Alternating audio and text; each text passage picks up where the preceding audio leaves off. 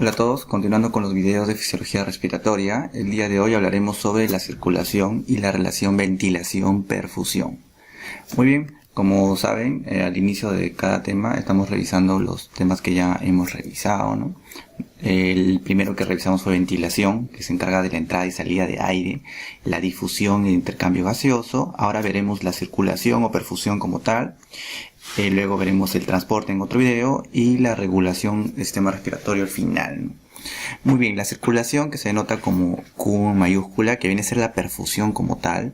Como sabemos, del corazón derecho sale la arteria pulmonar que maneja sangre desoxigenada o sangre rica en CO2. Esta arteria pulmonar va a llegar al pulmón, se va a subdividir y va a ser un capilar. Va a llegar los capilares pulmonares, tanto que en el lado venoso hay sangre desoxigenada, realiza el intercambio gaseoso, la barrera alveolo capilar que mencionaba en el video anterior, y luego esta sangre va a regresar por un capilar pulmonar que luego va a terminar siendo las venas pulmonares, que son 4 venas, dos pares a cada lado, desemboca en la aurícula izquierda y luego la aurícula izquierda lo lleva al ventrículo izquierdo y el ventrículo izquierdo pues a la aorta, ¿no? Y a todos los tejidos, ¿no? La circulación como tal, como estamos viendo, tiene una función de ser la principal función de ser la variable de perfusión en esto que es la hematosis, ¿no? Que es el intercambio gaseoso, ¿no? También contribuye a la nutrición pues del tejido pulmonar como tal, aunque como vamos a ver más adelante, en realidad eso es parte de la circulación sistémica. También influye por sus presiones en la barrera de filtración, en la microcirculación pulmonar, y también es metabólica, ya que el endotelio pulmonar contiene enzimas que intervienen en el sistema renina-angiotensina-aldosterona, que veremos tal vez en los videos de fisiología cardiovascular, ¿no? Muy bien, lo primero que vamos a revisar con cuáles son las diferencias entre la circulación sistémica y la circulación pulmonar. Acá tenemos el corazón. Vemos que en el corazón izquierdo, del ventrículo izquierdo, que maneja una presión sistólica de 120, una presión muy alta, como vemos, debido a que la presión en la arteria aorta pues también es alta, ¿no? Entonces, al haber una resistencia alta, el ventrículo tiene que manejar cierta presión alta para poder vencer y puede haber el flujo, ¿no? Entonces acá sale la arteria aorta, incluso como podemos ver acá que el ventrículo del lado izquierdo es un poco más grueso, ¿no? Su pared. Luego llegan los capilares sistémicos, va a ir disminuyendo su presión y luego esta va a ser recogida por los capilares. Estos capilares luego van a terminar en la aurícula derecha mediante la vena cava superior e inferior. Llega a la aurícula derecha y luego va a llenar el ventrículo derecho va a expulsarlo mediante la arteria pulmonar. La arteria pulmonar maneja presiones arteriales menores a la sistémica o a la aorta, debido a que la resistencia es menor, pues no tiene una menor resistencia, ¿no? Esa es la primera diferencia entre la circulación pulmonar sistémica, la diferencia de presiones y resistencias, ¿no? Este capilar pulmonar, luego va a llegar los capilares pulmonares, que como ven acá, esta es la segunda diferencia, es que los capilares pulmonares son mayores, o sea, más divididos que los capilares sistémicos, debido a que estos capilares van a formar la barrera alveolo capilar junto con los alveolos y van a formar una especie de retículo o red alrededor de ellos, ¿no? La presión va a ir disminuyendo, vemos 2 a 8, y luego va a regresar a las venas pulmonares desembocando en la aurícula izquierda. Así se terminan las dos circulaciones, ¿no? La circulación pulmonar y la circulación sistémica, mal llamada menor y mal llamada mayor, ¿no? Pero básicamente está dado por la resistencia. Entonces no se olviden que si se dan cuenta que en cada latido, tanto la circulación pulmonar sistémica manejan el mismo volumen. No quiere decir que porque esta sea más pequeña, digamos porque solo va a los pulmones, y esta sea más grande porque va a los demás tejidos, manejen diferente gasto cardíaco o latido, ¿no? Entonces el gasto cardíaco sistémico y pulmonar es igual. Solo la única diferencia que vamos a ver como tal, y la más importante, es la resistencia, ¿no? La resistencia vascular pulmonar es menor, debido a que maneja menores presiones, y mantiene un flujo semejante, ¿no? Muy bien. Algo muy importante que debemos ver es que el volumen pulmonar, como saben, entre alveolo y alveolo está el capilar pulmonar. El intersticio o el tejido elástico pulmonar tiende a expandir o traccionar radialmente los vasos pulmonares, los vasos extraalveolares como tal, de tal manera que tienden a dilatarse, ¿no? Pero ¿qué pasa si el volumen pulmonar aumenta, por ejemplo, en inspiración que entra en el alveolo? Entonces los vasos alveolares tienden a colapsarse debido a la presión en los alveolos, mientras que los vasos extraalveolares tienden a hacer tracción radial. Es una propiedad debido al volumen pulmonar, ¿no? Otra propiedad es los efectos que produce la presión o el flujo pulmonar. Normalmente, los capilares pulmonares no todos tienen el mismo diámetro, ¿no? Eso es normal, ¿no? Debido a que algunos alvéolos a veces no están debidamente oxigenados, entonces es normal. Pero ¿qué pasa si yo aumento la presión pulmonar de manera moderada, ¿no? Entonces va a hacer que estos vasos que estaban medio colapsados, para aumentar el reclutamiento alveolar y de los vasos, van a dilatarse. Esto se llama reclutamiento capilar, ¿no? Pero ¿qué pasa si aumenta demasiado la presión arterial pulmonar, aumenta más de lo normal? Entonces estos vasos que estaban funcionando adecuadamente de manera normal van a dilatarse más a costa de los otros vasos, ¿no? Manteniendo de todas maneras la perfusión, ¿no? Eso se llama distensión capilar, es otra propiedad de la circulación pulmonar. Otra propiedad es que cuando cae la presión alveolar en un alveolo, o sea, hay hipoventilación alveolar o hipoxia, entonces la circulación tiende a hacer vasoconstricción, de tal manera que los alveolos que están mejor ventilados tienden a estar también mejor perfundidos, de tal manera que no se pierde esa relación ventilación-perfusión que vamos a ver más adelante. Eso se llama, es una propiedad propia del tejido pulmonar que se llama vasoconstricción pulmonar hipóxica. Y es una propiedad intrínseca, ya que se ha visto incluso que no está regulado por el sistema nervioso y por otros mediadores. Parece toda una regulación neurohumoral propia del pulmón, mediada por tromboxano A2, endotelina 1 y otros mediadores químicos que mencionamos aquí, ¿no? Muy bien, en la microcirculación pulmonar lo que vamos a ver es que de acá, del ventrículo derecho, sale la arteria pulmonar continúa hasta llegar a ser capilares, toda su división, y va a llegar al alveolo, y acá vamos a ver la dinámica de presiones a nivel de microcirculación, ¿no? Acá tenemos el alveolo, el intersticio pulmonar y el capilar pulmonar, ¿no? Entonces, como nosotros hemos visto probablemente en cardiovascular, hay un equilibrio hidrostático acá, ¿no? Entre el capilar y el intersticio, ¿no?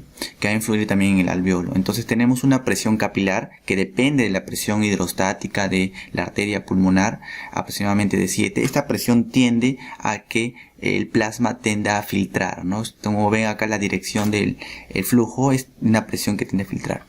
Y las proteínas que están dentro del plasma, que es la presión oncótica o coloidosmótica, tiende a retener el líquido dentro del capilar. Y esta presión está en contra de la filtración, ¿no? Pero el intersticio como tal tiene una presión también hidrostática, que es una presión negativa. Es una variable muy importante del intersticio pulmonar, y tiene una presión oncótica un poco menor que la capilar, que tiende a retener líquido dentro del capilar. Entonces, si nosotros hacemos una sumatoria algebraica de estas presiones, vamos a hallar la presión neta de filtración. La presión capilar, hidrostática capilar, que es la que favorece la filtración, más la presión oncótica, que también favorece la filtración hacia el intersticio, aunque es una presión del intersticio como tal, la restamos de la suma de la presión hidrostática del mismo intersticio y de la presión oncótica del capilar pulmonar, ¿no? Que es esto de acá. Va a tener una presión neta de filtración de 1, o sea, hay una presión positiva que tiende a la filtración, ¿no? Y ese líquido que está filtrando, normal, fisiológico, que está en el intersticio, se reabsorbe usualmente por los linfáticos, ¿no? O por el mismo capilar. Entonces, ¿qué pasa cuando se desequilibran estas presiones? Entonces, si aumenta la presión capilar, aumenta la presión neta de filtración, ya que están directamente proporcional, y puede ser que el alveolo se llene de líquido, ¿no? Esto se conoce como edema de pulmón, ¿no? Edema pulmonar. Muy bien, entonces, ¿cómo nosotros podemos manejar estas variables o medirlas, no? En hemodinámica se utiliza el catéter de Swan-Ganz. Es un catéter que se coloca por vía venosa, que va a llegar a la vena cava superior, y luego va a llegar a la vena a la aurícula derecha, pudiendo medir la presión venosa central, ¿no? Que es la presión venosa como tal, que viene a ser la precarga o el volumen, está directamente proporcional al volumen que está llegando al corazón, en este caso a la aurícula derecha. Y este catéter va a continuar llegando al ventrículo derecho, me va a dar mayores presiones, ya que el ventrículo derecho tiene mayor presión, como hemos visto en la diapositiva anterior. Luego va a continuar hasta la arteria pulmonar, y esta arteria pulmonar va a dar también ciertas presiones que hemos visto, ¿no? Y Luego vamos a llegar, en algún momento este catéter se va a enclavar en los capilares. Eso se llama presión de enclavamiento pulmonar o presión en cuña pulmonar, y va a dar cierta presión. Esta presión en cuña pulmonar luego se va a convertir en esas presiones hidrostáticas, como vemos en la continuación. Esta presión cuña pulmonar indirectamente nos podría estar diciendo de cuánto de precarga realmente está llegando al pulmón, y podría influir en la generación pues de edema pulmonar. Por eso es muy importante las variables de precarga, que viene a ser la presión venosa central y mejor la presión en cuña pulmonar, ¿no? Muy bien. Antes de empezar a ver la relación ventilación-perfusión, tenemos que saber que hay una variación regional en la ventilación. Cuando una persona está en bipedestación, podemos distinguir según WES 3 zonas. Una zona apical, una zona media y una zona basal, la zona 1, 2 y 3 de WES respectivamente. Estas zonas, en una persona en bipedestación, o sea de pie, tienen variaciones regionales en su ventilación, debido a que acá tenemos la pleura y el pulmón, debido a que hay una variación en la presión pleural, ¿no? Que vimos incluso en el primer video de ventilación, ¿no? Entonces la presión en la base pleural sigue siendo negativa en relación a la presión atmosférica, pero es menos negativa que la presión apical, de tal manera que en el vértice, en la zona 1, los alvéolos tienden a estar mejor ventilados. O sea, en la zona 1 están más ventilados que en la zona 3. Pero curiosamente, debido a que los alvéolos son más grandes y están mayor ventilados, la ventilación en realidad en total no es por unidad alveolar es mayor que en la base, pero si nosotros contamos la cantidad de alvéolos que hay en la base en comparación, es una exageración, ¿no?, en el esquema, que en la zona 1, en realidad la zona 3 está mejor ventilada debido a que tiene mayor cantidad de alvéolos, ¿no? Es una paradoja, pero no olvidar que en realidad la zona 3 es la que está mejor ventilada, ¿no? Pero por unidad sigue siendo la zona 1, ¿no? Muy bien, y la variación regional de la perfusión, como saben, por la gravedad, acá tenemos las 3 zonas con los alvéolos que hemos mencionado. La perfusión tiende a irse por gravedad mayor a la zona basal, de tal manera que acá viene el capilar de la arteria pulmonar, tiene cierta presión alveolar, pero es mayor en la base, como puedes ver en el esquema. Se recoge y la presión venosa de tal manera que recoge la sangre y luego va a terminar en las venas pulmonares, ¿no? Entonces acá podemos ver que siempre la presión de la arteria pulmonar a la presión venosa va a ser mayor. Lo que va a cambiar en relación a la ventilación es la presión alveolar, que va a ir siempre poniéndose entre ellos, ¿no? Lo ideal siempre que sea como en la zona 2, que tanto la presión arterial sea mayor a la alveolar y la alveolar sea mayor a la venosa.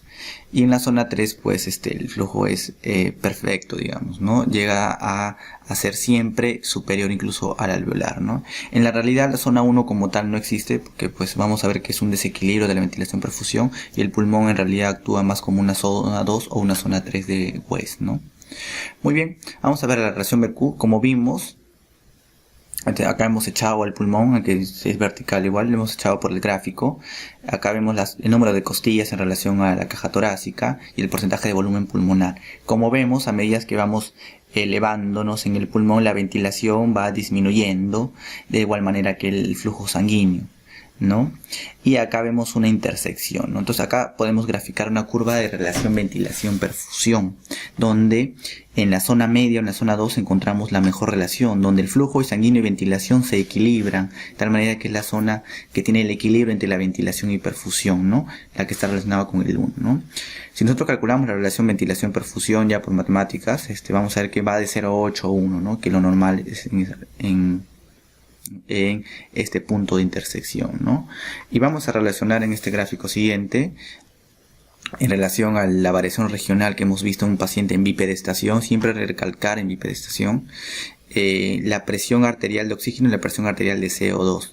Como vemos en esta curva, las partes más apicales hay mayor presión alveolar de CO2 y menor presión arterial de CO2. El equilibrio se consigue justamente en la zona media, donde encontramos lo de la sangre arterial como tal, ¿no? Una presión arterial de 100 y una presión arterial de CO2, que vamos a ver en el video de intercambio de gases, pero es lo que habíamos visto en difusión, ¿no? Que la sangre arterial, luego del intercambio de gases, termina siendo 100 y 40 en el caso de CO2, y esto se consigue de manera perfecta o equilibrada en la zona 2, ¿no? Muy bien, Ahora eso, ¿por qué mencionaba mucho de bipedestación? Porque como saben, a veces los pacientes no siempre están en bipedestación, pues, ¿no? Entonces, el cambio de posición hace que la gravedad influya también en la relación ventilación y perfusión. En un paciente que está en decúbito supino, como sabemos hay mayor cantidad de alvéolos en las zonas basales y menor cantidad de alvéolos, hace que la gravedad, el desplazamiento de los órganos, incluso del mediastino, presionen y la ventilación sea menor, donde hay mayor cantidad de alvéolos, ¿no? Que eso es contraproducente. Entonces hay mayor presión de la gravedad y esto hace que la ventilación sea menor, ¿no? Entonces la mayor parte del volumen pulmonar que está mejor ventilado, ya que está pues por la gravedad, los alvéolos más distendidos serían los de acá, en la parte digamos anterior o superior en este caso, es menor, ¿no? Comparado con la base. Entonces la ventilación en realidad es mayor acá donde hay menos alvéolos distendidos y la perfusión no es tan adecuada, ¿no? Cuando un paciente lo colocan en decúbito prono, la mayor cantidad de alvéolos se distienden justamente porque el mediastino ya no está presionándolos y la gravedad contribuye a tanto la ventilación y a la perfusión. Entonces, este 75% que estaba cuando ventilado se está ventilando ahora mejor. Por esa razón es muy importante en los pacientes con síndrome de distrés respiratorio agudo, se le prona ocasionalmente para conseguir mejor relación ventilación-perfusión, ¿no? Debido a estos cambios regionales justamente por la gravedad y por el desplazamiento de los órganos del mediastino, ¿no? Muy bien, antes de ver la relación ventilación-perfusión y sus desequilibrios, quiero revisar algo de fisiopatología, bueno, que no es parte de la fisiología, pero es muy importante revisarla ahora. La diferencia entre hipoxia y hipoxemia. Parecen dos términos iguales, pero es muy diferente. La hipoxia es la disminución de tensión, de presión de oxígeno en un tejido. Eso se llama hipoxia tisular como tal. Hay 4 tipos de hipoxia clásicamente. El primero es el tipo de hipoxia anémica. Vamos a ver en un video más adelante que la hemoglobina, que es una proteína que está entre los glóbulos rojos, se encarga de la entrega de oxígeno, ¿no? De transporte de oxígeno. Entonces cuando disminuye la hemoglobina, entonces hay un tipo de hipoxia, ¿no? Si la circulación sistémica no es adecuada, va a haber un tipo de hipoxia circulatoria, en caso de shock o de trombosis, por ejemplo. La hipoxia histotóxica, cuando el tejido no utiliza adecuadamente el oxígeno, por ejemplo, la intoxicación por cianuro. Y la hipoxia hipoxémica. O sea, la hipoxemia es un tipo de hipoxia. Debido a que es hipoxemia, la disminución de la presión arterial de oxígeno. O sea, que el alvéolo no está consiguiendo buena presión arterial de oxígeno. Hay varios mecanismos. Este valor es un valor referencial que vamos a ver en transporte de gases adecuadamente. Hay varios mecanismos fisiopatológicos de hipoxemia, básicamente son 5. Uno de ellos es la altitud, que lo vimos en difusión. Otro es la hipoventilación. Otro es la falta de difusión que vimos en el video anterior. El otro es el desequilibrio de ventilación-perfusión y el cortocircuito. Entonces vamos a revisar cómo es que el desequilibrio BQ por cortocircuito influye, ¿no? Son cosas relacionadas a la relación ventilación-perfusión, ¿no? Entonces el desequilibrio ventilación-perfusión es debido a que a la unidad funcional que tenemos acá, que tiene una relación ventilación-perfusión de 1 o tiende a 1, donde hay adecuada ventilación y adecuada perfusión. ¿Qué pasa si yo le quito la ventilación? Entonces va a haber un capilar que llega, pero como no hay ventilación, no hay oxígeno, entonces el capilar se pasa de frente. A esto se le conoce como cortocircuito y es una relación ventilación de 0, ya que en el numerador es 0 y se convierte en una relación ventilación-perfusión de 0. Es un cortocircuito, ya que este capilar no está siendo adecuadamente oxigenado, ¿no?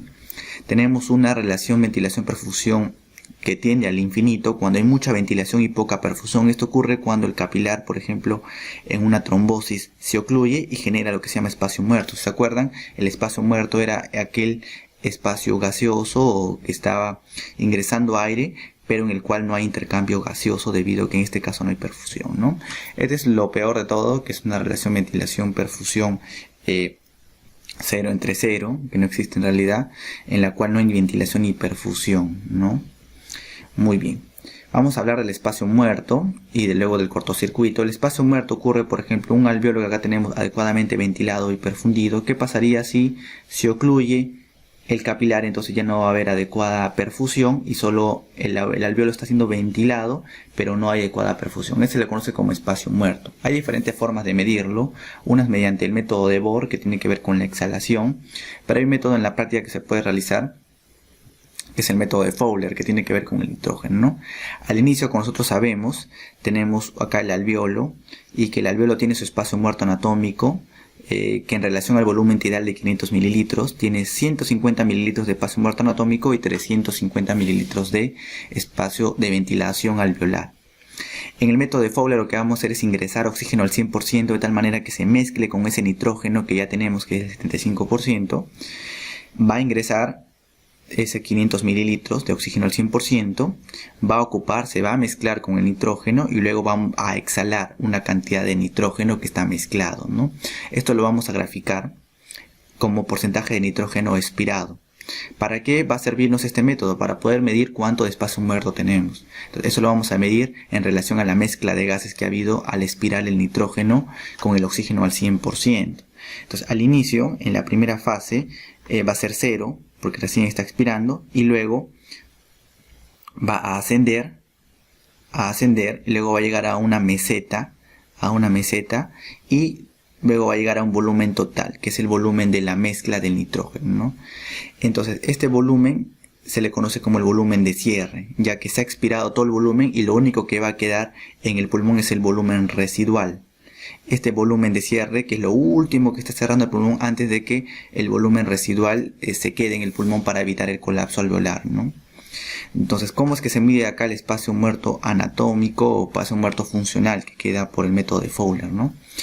Entonces, esta capacidad vital en estas 4 fases que hemos hecho, en la fase 2, que es donde está, en la mitad de la fase 2, que es donde se está expirando el nitrógeno que recién se ha mezclado,